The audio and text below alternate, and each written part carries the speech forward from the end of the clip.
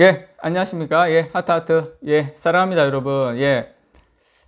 이거 참 또 그렇게 이렇게 좋지 않은 뉴스가 나와서 여러분들에게 속보로 전해드리게 됐습니다. 전해드리게 됐는데, 삼성전자가 지금, 최근에 삼성전자에서, 예, 이게 그 이게 인센티브를 평균 임금에 예, 들어가냐 마냐, 예, 인센티브 평균 임금에 이제 해당하느냐 안 하느냐 요 부분 때문에 최근에 이제 판결이 어떻게 진행이 됐었냐면 1차 소송, 예, 1차 소송 2심에서는 삼성전자 측이 승소를 했어요.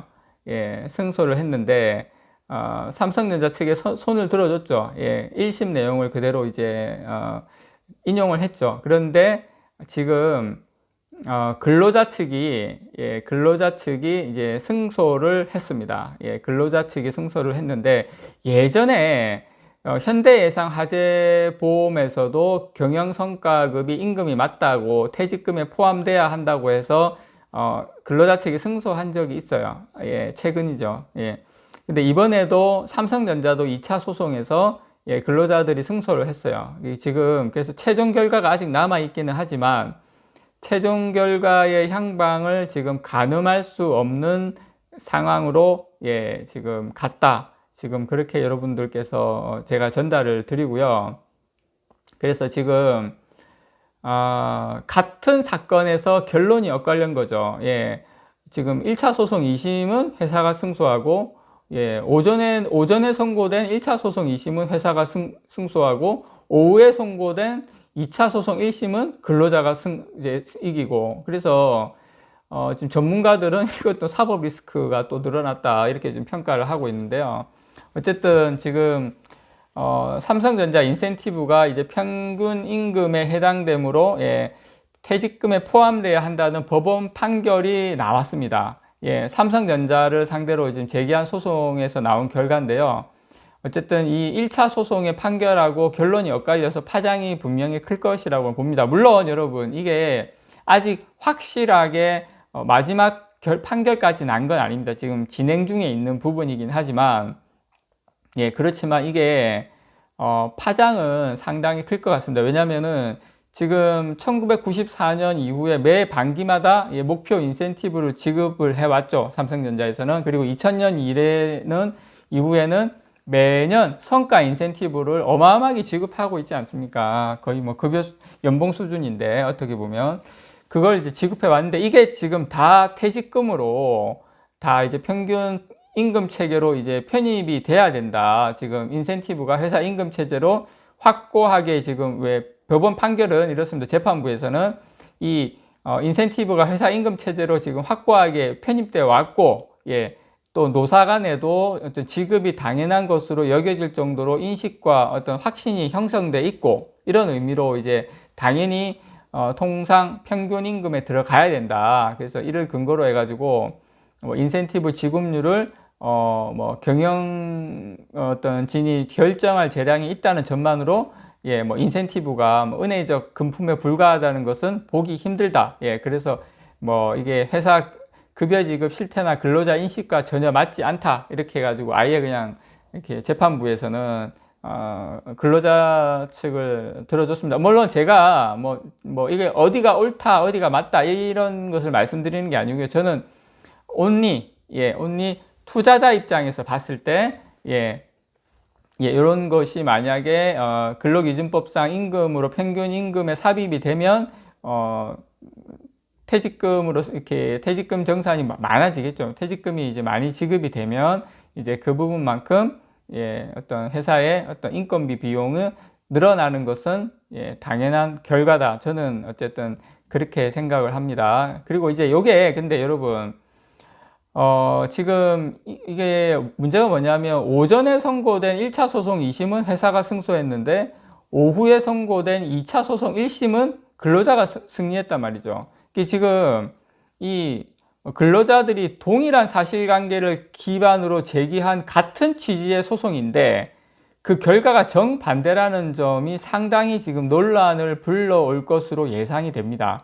지금 그 전에 최근에 현대해상화재보험 판결은 어떤 삼성전자하고 사실관계에서 다르다는 평가가 있었거든요. 근데 지금 SK 하이닉스 사건이 현재 대법원에 계류 중인 것은, 지금 대법원에 비슷한 사건이 지금 계류 중인데, 어쨌든 이번 사건으로 대법원에서 지금 양쪽 이야기를 다 판단을 할 거 아닙니까? 그죠? 어떤 결과가 나올지 상당히 예측하기가 어려운 상태다, 이렇게 보고 있고, 지금 다른 어떤 변호사분은 삼성전자가 1차 소송 2심에서 회사가 이제 승소한 것은, 1차 소송 2심에서 회사가 승소한 것은 아직은 회사 측에 상당히 유리한 상황이다. 그러나 1차 소송 재판부의 판단을 2차 소송에서 조목조목 반박했다.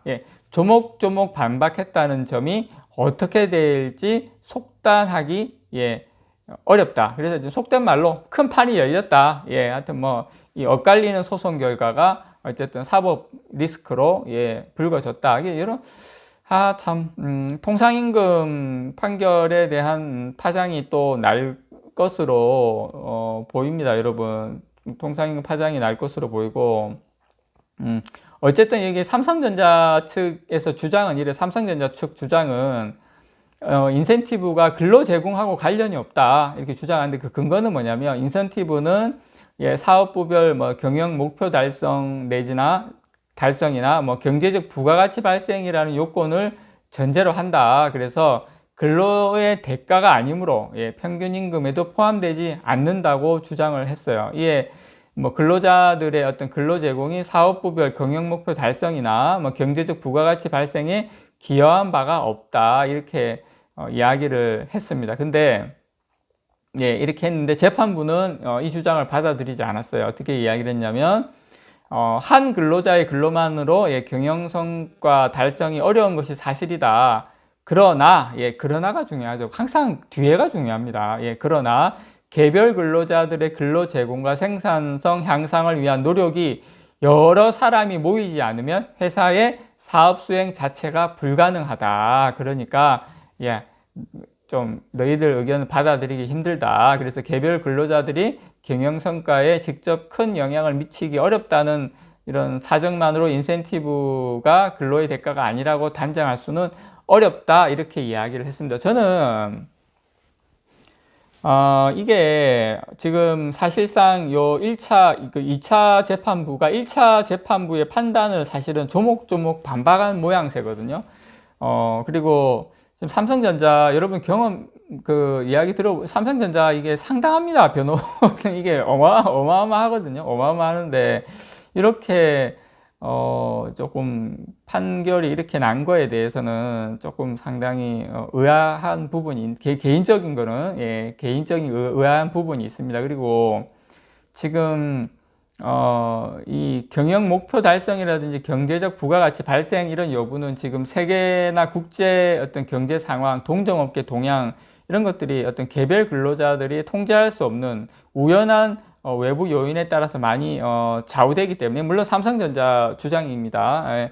때문에 근로의 대가가 아니라고 이제 주장을 하고 있는데요. 어쨌든 뭐 요 1심 선고 내용은 요 내용으로 승소를 했어요. 그런데 지금 2차 소송에서 이제 근로자들이 승소를 되면서, 저도 이 부분에 대해서 여러분들에게 지금 뭐 어디가 맞다 틀리다 이걸 제가 뭐 판단할 수 있는 제가 뭐 능력도 안 되고, 어쨌든 이 소식을 여러분들한테 빨리 전해드리면서 후속 결과와 그거에 따르는 미치는 영향, 우리가 뭐 당연히 뭐 우리가 상식 수준에서 그렇게 되겠죠.